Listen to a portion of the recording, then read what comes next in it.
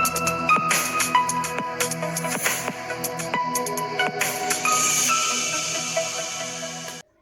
Friends, എല്ലാവർക്കും മറ്റൊരു പുതിയ വീഡിയോയിലേക്ക് സ്വാഗതം.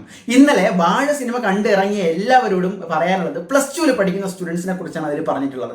അതുപോലെ തന്നെ ഈ വീഡിയോ പ്ലസ് ടുവിൽ ഇപ്പോൾ പഠിച്ചിറങ്ങിയ സ്റ്റുഡൻസ് കാണുന്നുണ്ടെങ്കിൽ ദയവ് ചെയ്ത് നിങ്ങളുടെ മാക്സിമം സ്റ്റുഡൻസിലേക്ക്, നിങ്ങളുടെ ഫ്രണ്ട്സിലേക്ക്, നിങ്ങളുടെ ഗ്രൂപ്പ്സിലേക്ക് ഷെയർ ചെയ്യുക. കാരണം പ്ലസ് ടു കഴിഞ്ഞവർക്ക് 2-3 ഹാപ്പി ന്യൂസുകളുണ്ട്. നിങ്ങൾ അറിയാതെ പോകരുത്.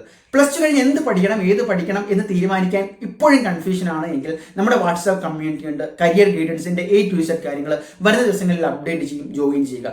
ഇനി നിങ്ങൾ ഒരു പക്ഷേ സയൻസ് എടുത്തവരായിരിക്കാം, കൊമേഴ്സ് അല്ലെങ്കിൽ ഹ്യൂമാനിറ്റീസ്, അതും അല്ലെങ്കിൽ വേറെ ഏതെങ്കിലും കോഴ്സുകൾ ചെയ്തിട്ട് VHS ഉൾപ്പെടെ ചെയ്തിട്ടുള്ളവരായിരിക്കും. നിങ്ങൾക്ക് ഒരുപാട് ആഗ്രഹങ്ങൾ ഉണ്ടാവും, ഇന്ന കരിയറിലേക്ക് പോകണം, ഇന്ന ആളാകണം. പക്ഷേ ഏതെടുക്കണം, എന്തെടുക്കണം, ഏത് കോളേജിൽ ചേരണം എന്നിപ്പോഴും കൺഫ്യൂഷൻ ആയിരിക്കും. അപ്പോൾ നിങ്ങളുടെ മുന്നിലേക്കുള്ള 2 പ്രധാനപ്പെട്ട അപ്ഡേറ്റുകൾ നമ്മുടെ കേരളത്തിൽ അടുത്ത അധ്യയന വർഷം മുതൽ ഡിഗ്രി പഠനവും ഗവൺമെന്റ് സീറ്റ് ആണെങ്കിൽ പൂർണ്ണമായും സൗജന്യമാകും എന്ന വലിയൊരു പ്രഖ്യാപനമാണ് നടത്തിയിട്ടുള്ളത്.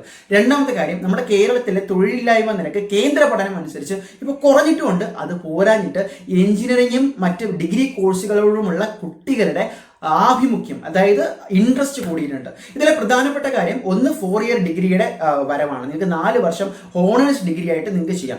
മറ്റൊരു പ്രധാനപ്പെട്ട കാര്യം ആഡ് ഓൺ കോഴ്സുകളുണ്ട്. ഇപ്പോൾ കേരള യൂണിവേഴ്സിറ്റി ആണെങ്കിലും നിങ്ങൾ ഇനി അങ്ങോട്ട് പ്ലസ് ടു കഴിഞ്ഞ് റിസൾട്ടൊക്കെ വന്ന് അഡ്മിഷൻ എടുക്കാൻ പോകുന്ന നേരത്ത് ഒരുപാട് ആഡ് ഓൺ കോഴ്സുകളുണ്ട്. ആഡ് ഓൺ കോഴ്സ് എന്ന് പറയുന്നത് നിങ്ങൾ സാധാരണ പഠിക്കുന്ന BSCയോ BAയോ BComോ ഒന്നുമല്ല, മറിച്ച് ഇതിൻ്റെ കൂടെ തന്നെ AI റിലേറ്റഡ് അല്ലെങ്കിൽ സ്പെഷ്യലൈസ്ഡ് ടോപ്പിക്സ്. ഇപ്പോൾ BComകാർക്കാണെങ്കിൽ ആ രീതിയിൽ ഇപ്പോൾ ടാലി, GST, ഇപ്പോൾ AI, DS ഈ രീതിയിൽ സ്പെഷ്യലൈസ്ഡ് കോഴ്സുകൾ പ്രൊവൈഡ് ചെയ്യുന്ന ഗവൺമെന്റ് അല്ലെങ്കിൽ നോൺ ഗവൺമെന്റ് ഒരുപാട് യൂണിവേഴ്സിറ്റീസ് ആൻഡ് കോളേജസ് ഉണ്ട്.